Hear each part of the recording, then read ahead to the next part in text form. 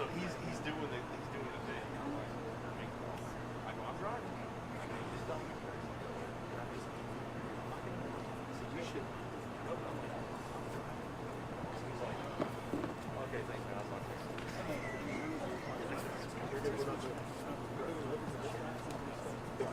Sorry, no. And he didn't say where it was. Well, he's probably near. He's probably on the south side.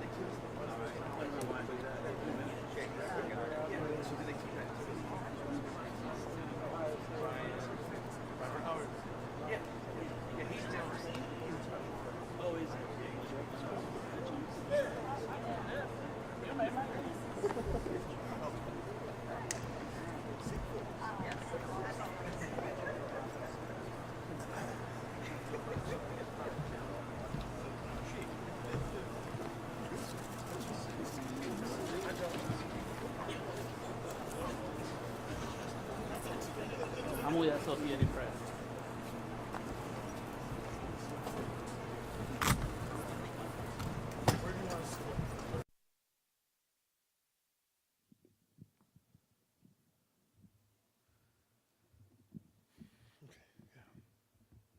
All right, well, good afternoon, everybody. Good afternoon. It is exciting to be here in the wonderful State Farm Arena. I am glad to be here with Chairman Jamie Harrison and the DNC officers, as well as our great Congresswoman Nakima Williams and all of the DNC attendees. And we're just so excited that this body has selected Atlanta, Georgia to be one of the finalists to host the 2024 Democratic National Convention. And we just wrapped a big tour of State Farm Arena. I saw a lot of eyes light up, a lot of excitement, and we wanted to show them a lot of Southern hospitality. So I'm thankful for Steve Koonin and the whole team here at State Farm for really doing that, and I love it here. I love this place. Atlanta really does stand apart from the other finalists for a variety of reasons, and we're going to talk about that, and we've been talking about that because we provide a really good world-class experience, and we will do so for the delegates, the visitors, and the media when they come. State Farm Arena is the state-of-the-art arena, as you know, and we are the crown jewel for entertainment and concerts and the NBA. In 2020, we've highlighted this, that State Farm Arena was really used to be the largest massive early voting precinct in the nation. Switching this arena into a place where people can exercise their right to vote, that really felt good, and it was the right thing to do. 50,000 people came here to cast their votes, and of course we know that election was decided by roughly 11,000 votes. So this arena really made history, and this arena is newly renovated, and it includes premium suites, hospitality venues, and it's second to none. And it's the first NBA arena and concert venue to be zero waste, and that's a principle we can all get behind in sustainability. Of course, it is located in our downtown area that's adjacent to the Georgia World Congress Center, Mercedes-Benz Stadium, and all of this allows for a lot of media spaces, caucusing areas for meetings. And I don't think any other city that is in competition has this amazing ability to have all of the restaurants, businesses, and the convention space all within walking distance like we do within a mile.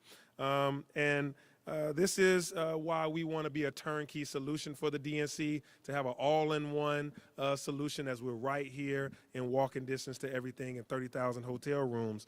And, you know, Countless events have been hosted by the city of Atlanta. This is what we do. We do big well, from the Olympic Games to Final Fours to NBA, NFL playoffs to championships, and of course we've just been selected for FIFA World Cup, and we're going to have some pretty good matches in that regard. And we've had the DNC convention before in 1988. Having the world's busiest and most efficient airport doesn't hurt to be able to do this event and to have 80% of the continental United States flights being able to come within a 2-hour flight to come here. And our MARTA allows people to get around in mass transit. We know hospitality well, and that's why out of the cities that selected, we are we actually have the most affordability when it comes to room rates for the delegates and the donors and the sponsors. So our business community, like those here at State Farm, like Delta, like all the rest, they step up big in civic support, and they have all said that they will be here to give their support financially and civically when and if Atlanta wins this bid to be the DNC 2024 location. So year after year, planners choose us for large-scale events of all kinds, and and that's partly because of our ability to be turnkey, to have this location, but also because of our diversity. Diversity and inclusion is in our DNA, and we know that we are the backbone of the civil rights movement, the home of these HBCUs, and LGBTQ community as we express ourselves and making sure that our policies match our heart, that Atlanta influences everything, but Atlanta also includes everybody. And we have a thriving AAPI and Latino community as well. And so we welcome folks to Atlanta daily, and we hope that the DNC enjoys their stay here. And we look forward to working with you, Jamie, and with your team, and to all of the members here in the DNC leadership. And so Atlanta is excited. As you know, we are all abuzz. We're enthusiastic to have you come here today. But we also want to make sure that you stay for a while, all the way as we go through 2024 together to make history once again. So now I'll turn it over to a great Atlantan, my friend, Congresswoman. No, actually, I'm going to Jamie. I'm going to Chairman, my other friend, but not Congressman, to the DNC Chair, Jamie Harrison. Thank you so much, Mayor. It is indeed an honor to be here in Atlanta. So I want to thank Mayor Dickens. I want to thank our wonderful Congresswoman and State Party Chair Nikema Williams. Earlier we saw Mayor Shirley Franklin and so many folks for welcoming us here today, as well as the entire convention team for the city of Atlanta. And the wonderful people here in State Farm Arena. I am duly impressed with this arena. It is, we've gone all over the country. We've seen a lot of arenas, but this is definitely a unique arena, and it is beautiful. You know, I am joined here today by several of our DNC officers. Many of you also know that Keisha Lance Bottoms is also an officer of the DNC, the former mayor of Atlanta, and she's a dear friend. But I'm also joined here today by Ken Martin, who is our vice chair, and he's the president of the association of all of the Democratic Party chairs and committees across the country. We have Chris Corge here, who is our money guy, the finance chair for the DNC, and Jason Ray, who is our secretary. You know, I was excited about being here today, and I saw the excitement from Chair Williams and from the mayor as well. But I told them earlier that the most excited person about having us come here today was my mom.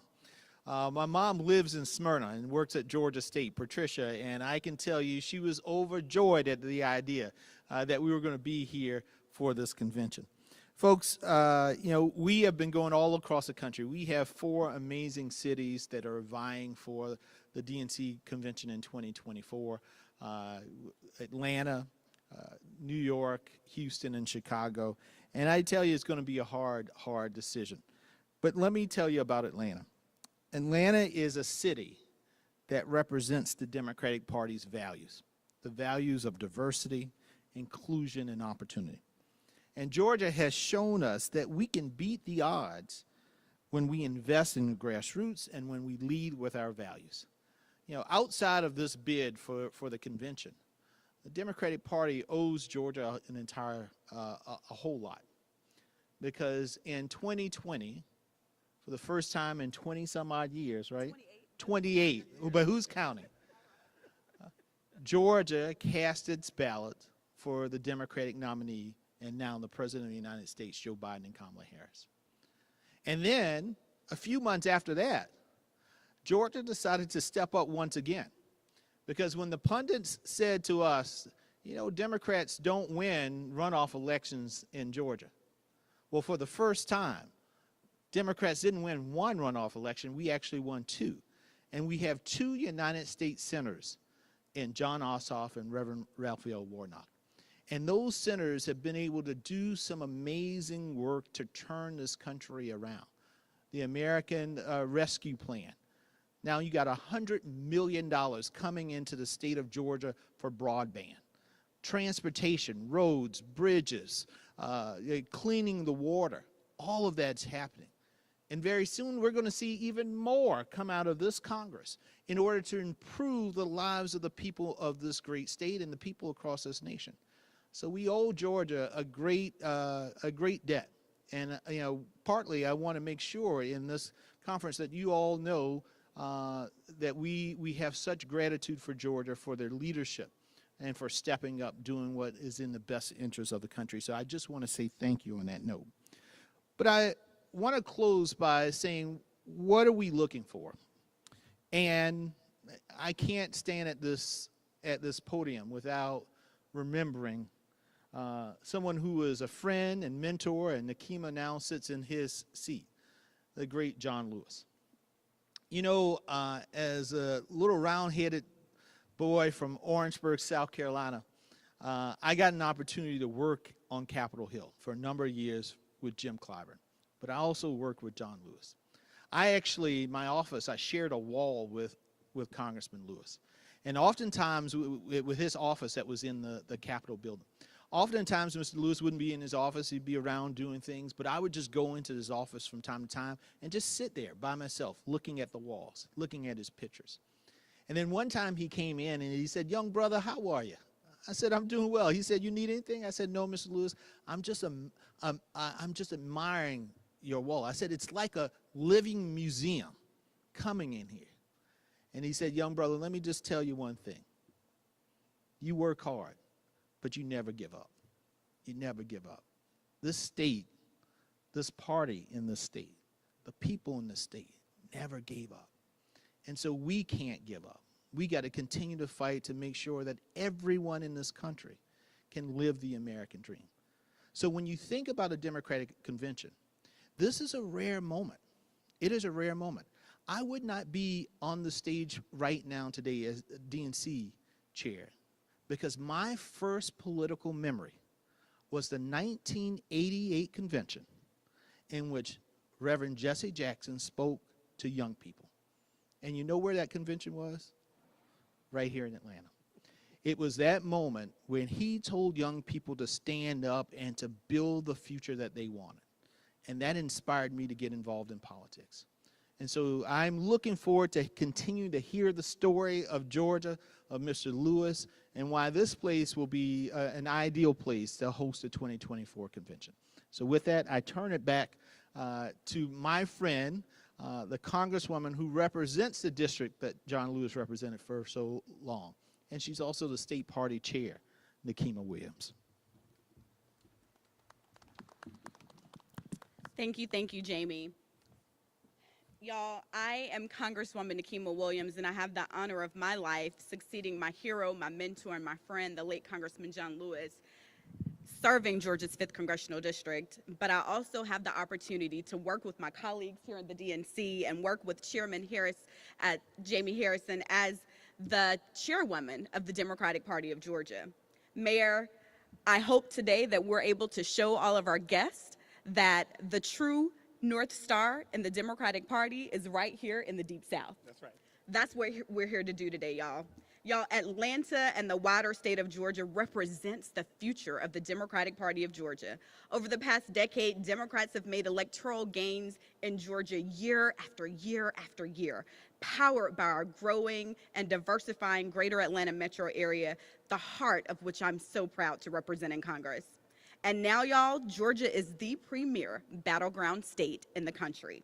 We cemented our battleground status when we delivered our state's 16 electoral college votes, 16 valid electoral college votes, giving Joe Biden and Kamala Harris the presidency and the vice presidency. Y'all, the first time in 28 years, Georgia delivered the state on the presidential ticket for Democrats.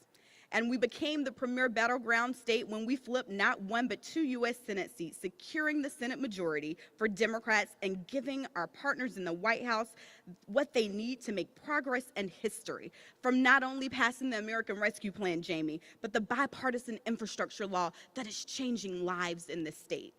And y'all, also confirming the first Black woman ever to sit on the Supreme Court. Y'all, our path to becoming the most competitive swing state in the country, it didn't happen overnight.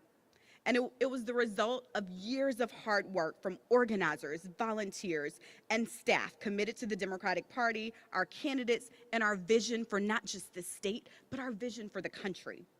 And in just a few cycles, we've built the voter enthusiasm, grassroots volunteer-based, diverse coalitions, national fundraising success, and organizing blueprint needed to win in Georgia, and providing the template for democratic success in the wider Deep South and in purple or periwinkle states, as I call them, across the country. But we couldn't have done it without the fantastic partnership of our national partners at the DNC that understands the crucial role that Atlanta plays as the Democratic core of the nation's top battleground state. But Georgia Democrats aren't done, y'all. We're just getting started. Our momentum is only growing, and voters are fired up and ready to get out the vote this November and turn our state even more blue. We're ready to show the country and the world that what happened last cycle, y'all, it was not a fluke, and that Georgia will continue to play a pivotal role in Democrat success throughout the country for years to come. Compared to some of the other states under consideration, I know you have to be really nice, Jamie, but y'all, Georgia has something to prove and the South has something to say. We're eager to demonstrate that we are worthy of the continued national attention and investments, which means that if Atlanta is chosen to host the 2024 Democratic National Convention, we'll be committed to delivering a world-class experience for all of those attending and committed to strengthening our world-class campaign operation that will propel Democrats to victory in November 2024. Atlanta, Georgia has always been on the front lines of the fight for progress. Hosting the Democratic National Convention in Atlanta will be a celebration of our growth as a party, and it'll be a recommitment to the values that have sustained us, the voters that elected us, and the vision for the future that we're all fighting for. And now I'm going to turn it back over to my mayor so that we can continue to show you why Atlanta influences everything. I'm ready. Thank you, Congresswoman Williams.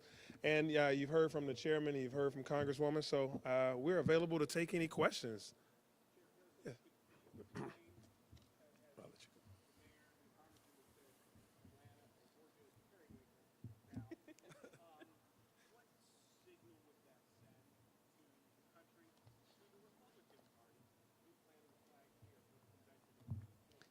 Well, listen, one of the things that I'm a big believer in, and I like to call myself a Howard Dean acolyte in the 57 state and territory strategy, which is you got to invest and compete everywhere. And we know how important Georgia is right now in terms of the national political scene. You got 2 races this cycle that are not only 2, but 2 are the top races this cycle that are here in Georgia, that most people across the country, even across the world, are paying attention to. The governor's race that will take place this year, and the United States Senate race. And so, again, Georgia is right at the center of a lot of the political activity in this country. And so I think it's well placed, and it's part of the reason why Atlanta is one of the finalists in the selection process. And so we will go through this process.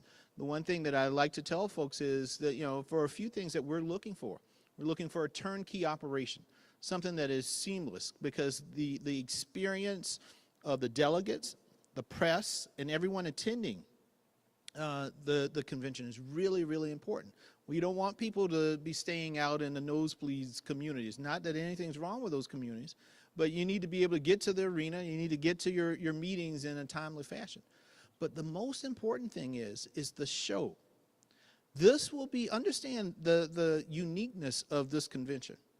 This will be the first time in over 4 years that Joe Biden and Kamala Harris will actually get the full attention of the entire country. He didn't have a regular convention in 2020. He didn't even get an opportunity to have an inauguration. And so this is going to give Joe Biden the opportunity to say who he is to the entire country and to the entire world, to hear his story.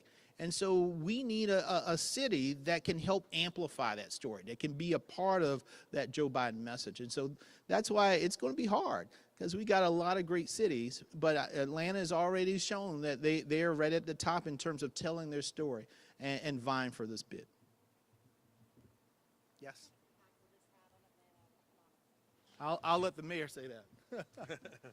Yeah, thank you for that question about the impact on our economics. So I view this as an economic development operation as well. Of course, it's about the party, the Democratic National Convention, but it's also about Atlanta being able to capitalize off of all that will come this way during this convention.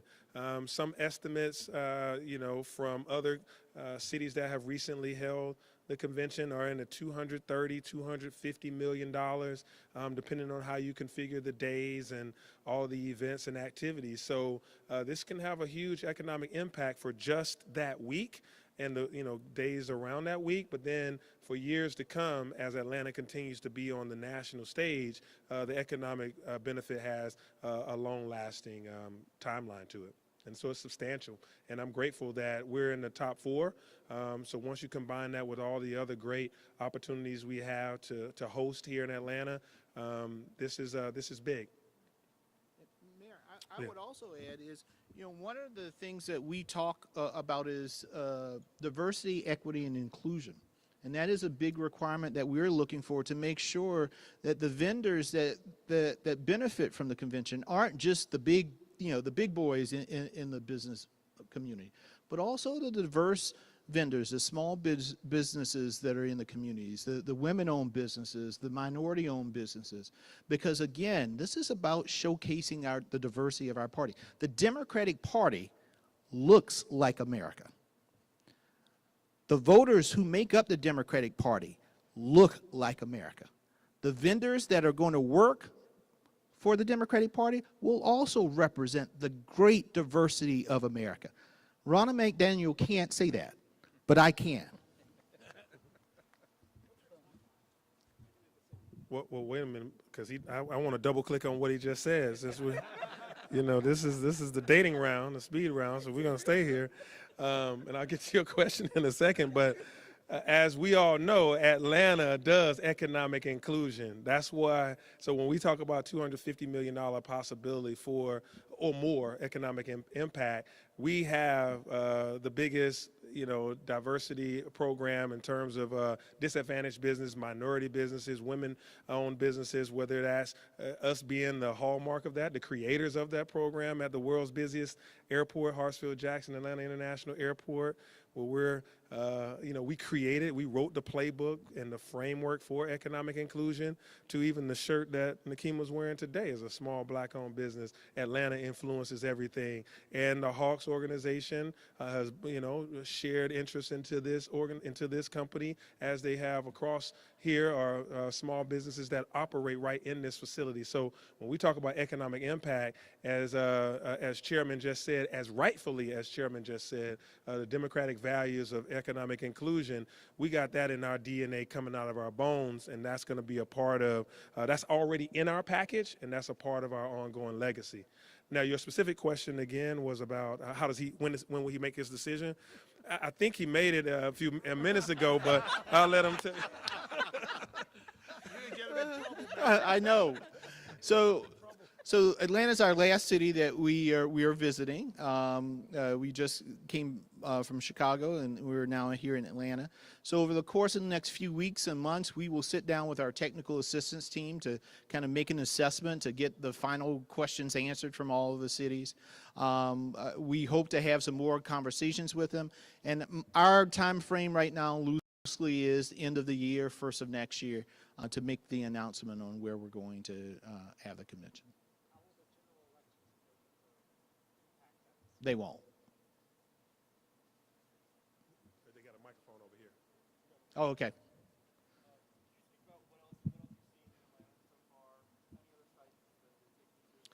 So this was the first big site that we saw, and we're about to, right after this, we're going to wrap up and then go and take a look at some of the other sites. I think we're going over to the convention center. We've been at some of the hotels that we're looking at, because hotels are a really, really important component to the convention. So we will be spending some time there, and then talking with many of the mayor's staff and some of the other business leaders in the community about some of the technical aspects of the convention. But again, it's a robust 2 days, and so we're really looking forward to it. Two questions for the chairman.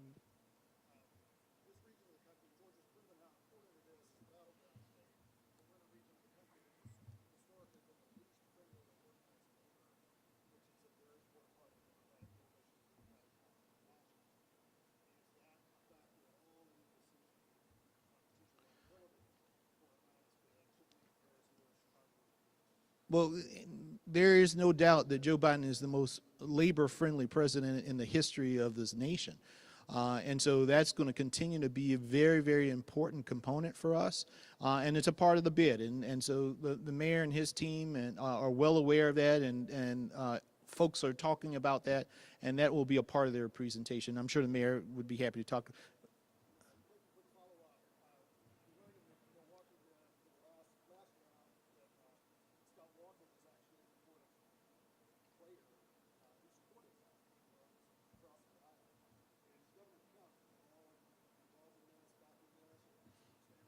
I will let the mayor and the congresswoman.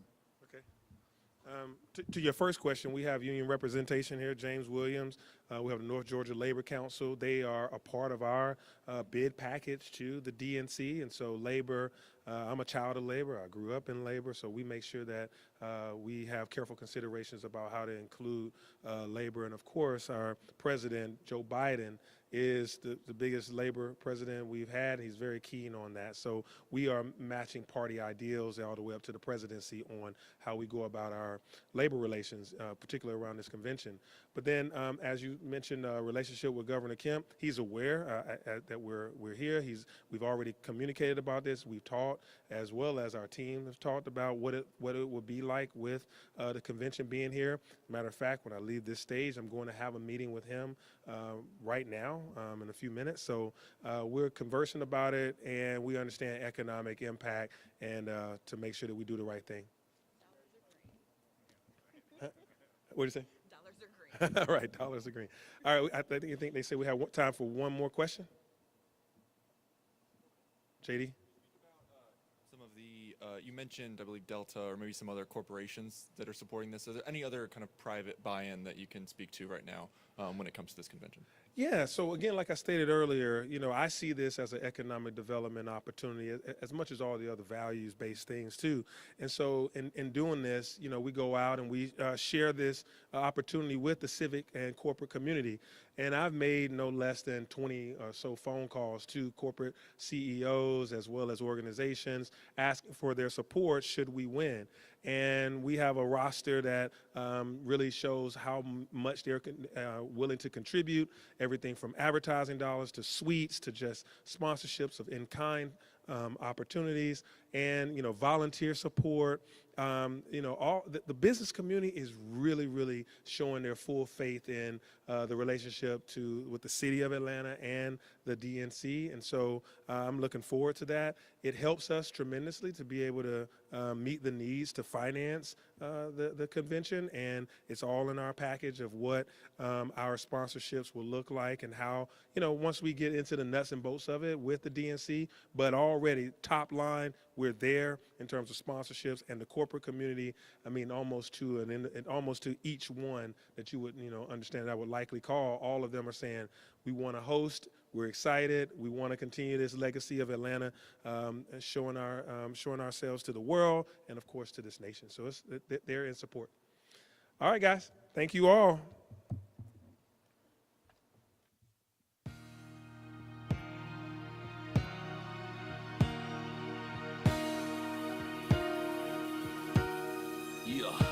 Welcome to Atlanta, jacking hammers and bows. Back to the mackin' and jacking the clothes. Adolescents packing a fold. A knock on the door. Who is it? I would happen to know, the one with the flow. Who did it? It was me, I suppose. Jay-Z in the rolls and Luda's in the cut supreme. Skating down old Nat, tucked and lean. I split your spleen, as a matter of fact, I split your team. No blood on the sneaks, gotta keep it so my kicks is clean. I get the cream, cops see me flick my beams. I'm allergic to doc prescribed antihistamines. Oink, oink, pig, pig, do away with the pork. Only silverware needs a steak knife and a fork. Did you